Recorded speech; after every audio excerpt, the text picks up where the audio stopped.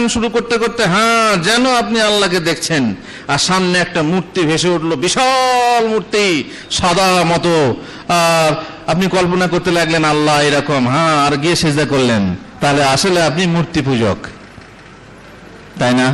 যেন আপনি আল্লাহকে দেখছেন বলতে আপনি সত্যি সত্যি পীর সাহেবদের মতো আল্লাহকে দেখে ফেলেন না, এটা মুশকিল হয়ে যাবে। পীর সাহেবরা আল্লাহকে দেখতে পায়, আপনি পাবেন না, আমিও পাবো না। কারণ হাদিসে বলা হয়েছে ইন্নাকুম লান তারাউ রাব্বাকুম হাত্তা তামুতু, মরণের আগে পর্যন্ত, মানে পরকালের আগে তোমরা আল্লাহকে দেখতে পাবে না। এমনকি মুহাম্মদ রাসূলুল্লাহ সাল্লাল্লাহু আলাইহি সাল্লাম মিরাজে আল্লাহকে দেখেছেন কি না এ নিয়েও মতভেদ আছে। মা আয়েশা বলছেন তিনি দেখেননি।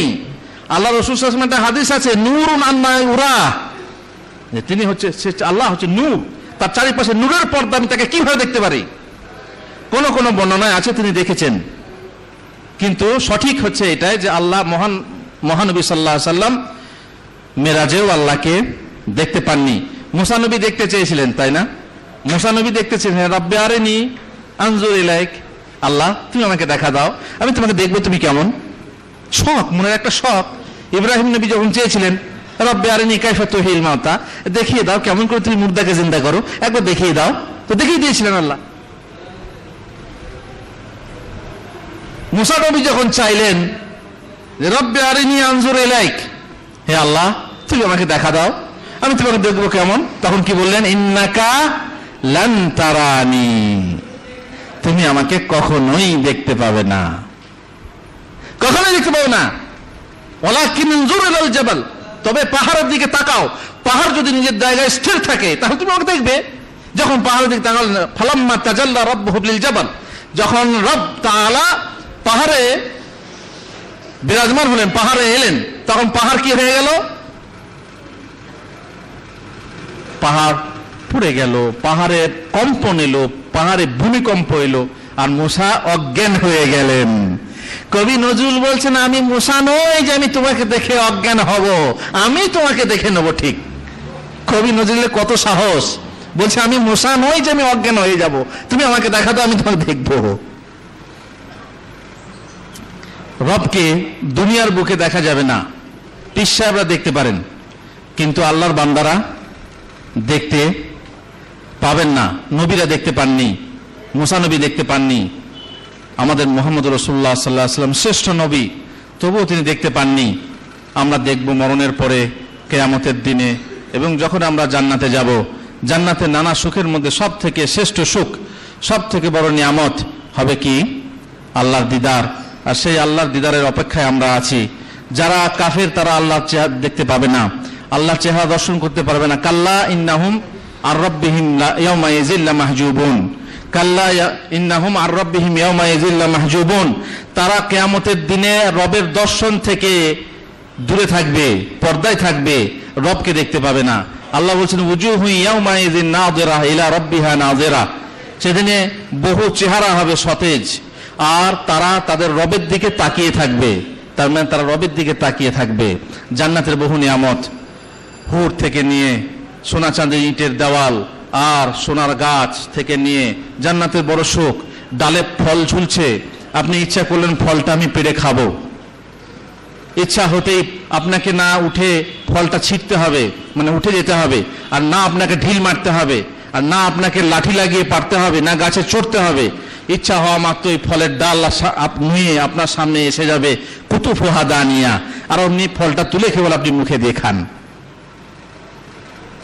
পাখি গাছের ডালে বসে আছে, শখ হলো পাখির মাংস খাবো, খালি মনে হওয়া মাত্রই ভুনা মাংস আপনার সামনে হাজির হয়ে গেল। ওয়ালাকুম ফিহা মা তাশতাহি আনফুসুকুম ওয়ালাকুম ফিহা মা তাদাউন, যা চাইবে মনে তাই পাবে। কিয়ামতের দিনে জান্নাতে গিয়ে মনে যা চাইবে তাই পাবে, খাও আর খেয়ে যাও। আর সঙ্গে স্ত্রী আছে, খাও আর খেয়ে যাও। আর এই জন্য বাথরুম, জান্নাতে বাথরুম হবে অনেক, কারণ খাওয়া খেয়ে খেয়ে খেয়ে খেয়ে বাথরুমে যেতে যেতে, খাবে তো বাথরুমে দরকার হবে, তাই না? জান্নাতে বাথরুম আছে না? নেই, নেই বাথরুম। কেন? পোশাক পায়খানা নেই জান্নাতে, জান্নাতে থুতু নেই, অপবিত্রতা নেই, পেশাব পায়খানা নেই, অতএব জান্নাতে বাথরুমের দরকার কি আছে? তাহলে এত খাবার যে খাবেন যাবে কোথায়? দুই ভাবে হজম হয়ে যাবে, চলে যাবে, গায়েব হয়ে যাবে। প্রথম নম্বর হলো যে ঘামের সাথে বের হয়ে যাবে, আপনার দেহের যে চামড়া হবে চামড়ার সাথে ঘাম হয়ে বেরিয়ে যাবে, আর সেই ঘামের কোনো দুর্গন্ধ হবে না, আতরের সেন্ট হবে। আর 2 নম্বর হলো একটা ঢেকুর, আর ঢেকুরের সাথে আপনার খাবারগুলো বেরিয়ে যাবে, আর সেই ঢেকুরের কোনো দুর্গন্ধ হবে না। খান, যত পারেন খান। খাবারের দিন আজকে, আজকের আমলের দিন না। আজকে খাও, আজকে ফসল কাটার দিন, যত পারো খাও। নহর লাগানো আছে, দুধের নহর, শরাবের নহর, পানির নহর, যত খাও, যত ইচ্ছা পান করো, যত ইচ্ছা খেয়ে যাও। খালি মনে আশা হওয়া মাত্রই খেতে পাবে। এত সুখ জান্নাতে, এত সুখ জান্নাতে সুখ উপভোগ করবে। উপর থেকে আকাশবাণী হবে, হে বান্দারা তোমরা আর কিছু কি চাও, হে আমার বান্দারা তোমরা আর কিছু কি চাও।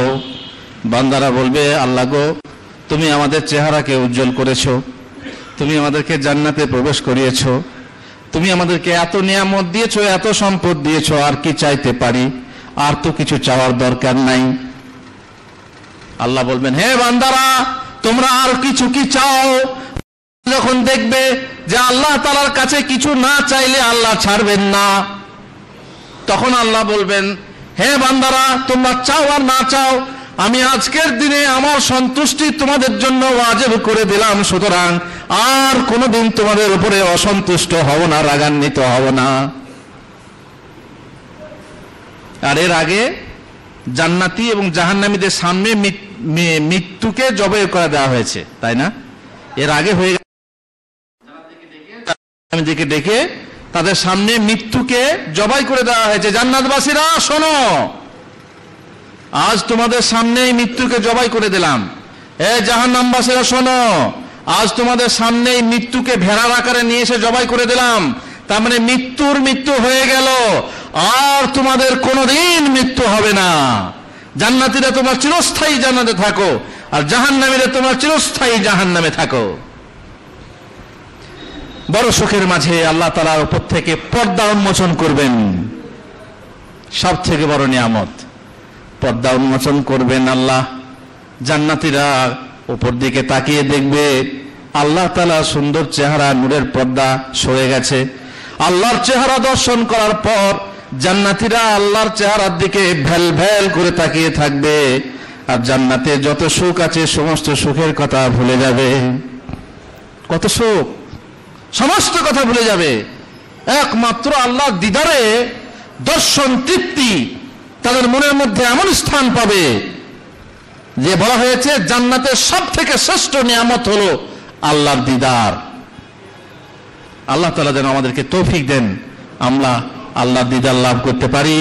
এটাই আমাদের কাম্য, এটাই আমাদের সব থেকে বড় কামনা, সব থেকে বড় সুখ, সবচেয়ে বড় তৃপ্তি, সবচেয়ে বড় আশা, যেন আমরা তাকে দর্শন করতে পারি।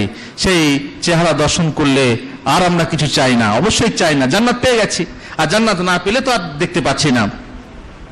সুতরাং আমাদেরকে সেই চেহারা দর্শন করতে হলে, সেই জান্নাতে যেতে হলে আমাদেরকে সেই রব সম্পর্কে সঠিক ধারণা রাখতে হবে, এবং সঠিকভাবে আমাদেরকে বিশ্বাস রাখতে হবে আল্লাহর প্রতি, আল্লাহ রাসূল সাল্লাল্লাহু আলাইহি ওয়াসাল্লামের প্রতি সঠিক ধারণা রাখতে হবে, সঠিক বিশ্বাস রাখতে হবে। এই যে নিয়ে বড় কথা তফসিল বা বিস্তারিতভাবে আপনারা আমার ওই বইয়ে পাবেন। খবরদার ওই বইটা নিতে কেউ ভুল করবেন না। ভাইজানরা, আমরা অনেক দিকে অনেক পয়সা খরচ করি, অনেক পয়সা দান করি। যদি আপনারা তবলিগ এই বইয়ের মাধ্যমে করেন, নিজে বইটা পড়েন, আপনার ভাই বন্ধু ব্রাদারকে পড়তে দেন, বাড়ির লোককে পড়তে দেন, ছেলে মেয়েদেরকে পড়তে দেন, বিবাহে উপহার দিন। বিবাহে আমরা অনেক সময় ঘটি বাড়ি দান করি, অনেক সময় জগ স্লিপচি দান করি, কিন্তু যদি আপনি এক সেট বই কিংবা 4-5টা বই উপহার দেন, তাতে আপনার ইহকালে ফায়দা হবে এবং পরকালেও ফায়দা হবে। আর এই উপহার হবে সবচেয়ে বড় উপহার। এই বই আমার বলে বলছি না, যে বই যারই বই হোক, ইসলামী বই, সঠিক বই যদি হয়, সেই বই আপনি পড়ুন। আল্লাহ তাআলার প্রথম শব্দ ছিল ইকরা, পড়ো। আল্লাহ তাআলার প্রথম শব্দ ছিল ইকরা, পড়ো। কিন্তু আমরা সেই ইকরার জাতি হয়ে পড়া থেকে এত পিছনে যে আমরা পয়সা দিয়ে পড়তে চাই না, বিনা পয়সায় একটা বই দিলে তাও পড়তে চাই না। পড়ার অবসর হয় না। অবশ্য পেপার পত্রিকা পড়তে, উপন্যাস নাটক পড়তে আমরা খুব পছন্দ করি।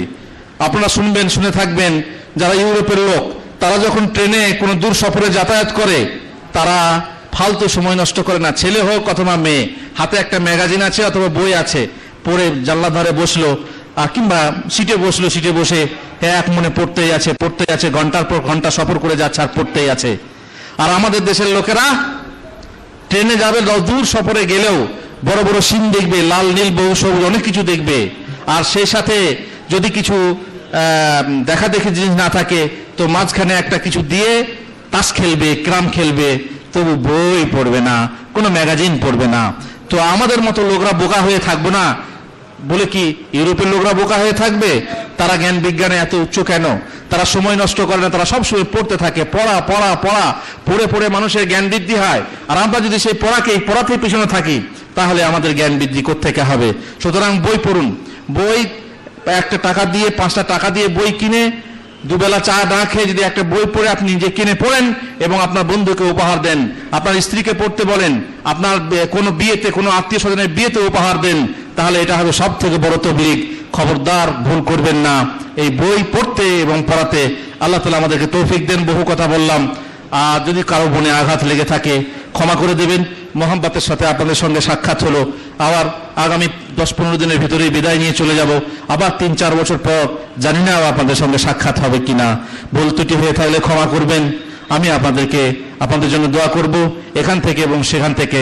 আল্লাহ তাআলা সকলকে সৎ পথের সন্ধান দিন, সত্য পথের পথিক বানিয়ে দিন এবং সঠিক জান্নাতের পথ যেন অবলম্বন করতে পারি, এই তৌফিক কামনা করে আমি আজকের বক্তব্য শেষ করছি। তারপরে হয়তো আবার প্রশ্ন উত্তরের আসরে আবার আসতে হবে। যখন সময় হবে নামাজের পর আপনারা আবার বসে যাবেন, প্রশ্ন যেভাবে বলা হয়েছে ওইভাবে করবেন। ইনশাআল্লাহ আমার ভাই আছেন, তিনি উত্তর দেবেন এবং আমি যদি পারি কোনো প্রশ্নের উত্তর দিয়ে দেবো, এবং তাতেও আপনাদেরকে খুব ভালো লাগবে। সঠিক কথা জানতে আপনারা পারলে নিশ্চয়ই আপনারা উপকৃত হবেন। রব্বানা আতিনা ফিদ দুনিয়া হাসানা ওয়া ফিল আখিরাতি হাসানা ওয়া কিনা আযাবান নার। রব্বানা যালামনা আনফুসানা ওয়া ইল্লাম তাগফির লানা ওয়া তারহামনা লানাকুনান্না মিনাল খাসিরিন। ওয়া সাল্লাল্লাহু আলা নবিয়িনা মুহাম্মদ ওয়া আলা আলিহি ওয়া সাহবিহি আজমাইন। আসসালামু আলাইকুম ওয়া রাহমাতুল্লাহি ওয়া বারাকাতুহু। ভাই ফজিলতুল শেখ আব্দুল হামিদ মাদানী সাহেবের 2 সেট বইয়ের মধ্যে 1 সেট বিক্রি হয়ে গেছে, একটা সেটই আছে, হাজি সাহেব ধরে বলেছেন। এখন এইটা হচ্ছে উনার আব্দুল হামিদ মাদানী সাহেবের এখন 50-এর অধিক বই লেখা হয়ে গেছে, ছাপা হয়ে গেছে প্রায় 45-এর অধিক। আর একটা